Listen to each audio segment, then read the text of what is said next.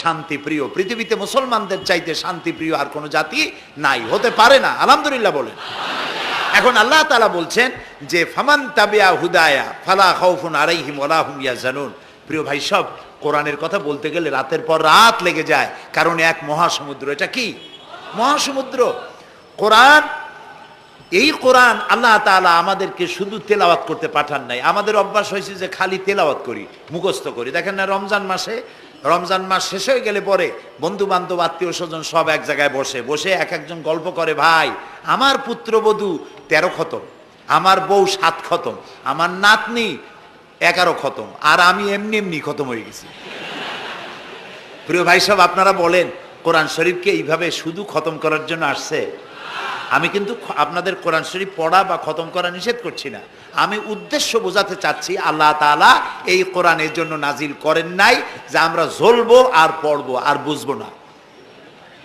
আচ্ছা ভাই, একটা বইয়ের নাম কোন তো পৃথিবীতে, একটা বইয়ের নাম আমাকে শোনান যে বইটা মানুষেরা না বুঝে পড়ে। পারবেন বলতে? পারবেন না। এমনকি আপনার ছোট্ট বাচ্চা কেজি 1, কেজি 2, কেজি 3-তে পড়ে, বা কি জানি কয়, নার্সারি গ্রুপে পড়ে, তারেও দেখবেন প্রত্যেকটা শব্দ বানান করিয়া অর্থ সহকারে বুঝে পড়ে। বলেন ঠিক কিনা? কিন্তু কপাল পোড়া মুসলমান জাতি একমাত্র মাজলুম কিতাব, আল্লাহর কিতাব কোরআন শরীফ পড়ে, অথচ কিছু বোঝে না। ঠিক কিনা? আমি যদি এখন জিজ্ঞেস করি যে আপনারা কোরআন বুঝে পড়তে পারেন কয়জন, হাত তোলেন। যদি বলি হাত কি কম বেশি উঠবে না কম উঠবে? সেই জন্য হাত উঠাইতে বললাম না। এটা আমাদের জন্য কপাল পোড়ার লক্ষণ। কি পোড়ার লক্ষণ? বিশ্বাস করুন ভাই, কোরআন শরীফ তাবিজ লেখার জন্য আসে নাই, কোরআন শরীফ ঝুলে ঝুলে আপনি পড়বেন এই জন্য আসে নাই। কোরআন আসছে তেলাওয়াত করবেন, বুঝবেন, আমল করবেন। হাদিস শরীফে এসেছে কোন সাহাবীর এক একটা সূরা শেষ করতে বছরের পর বছর চলে যেত। কারণ কি?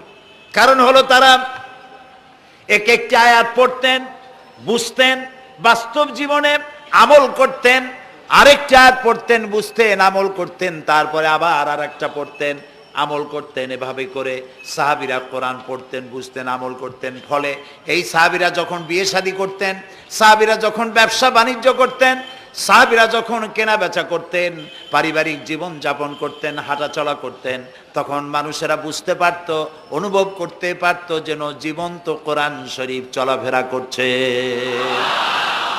কোরআন যাদের কাছে, তাদের আমলের মধ্যে পরিবর্তন আসতে হবে। তো এরকম একটা বৈপ্লবিক কিতাব যাদের কাছে, তাদের তো আমলের মধ্যে পরিবর্তন আসবে। কি পরিবর্তন আসবে? এরা যদি ব্যবসায়ী হয় ওজনে কম দেবে।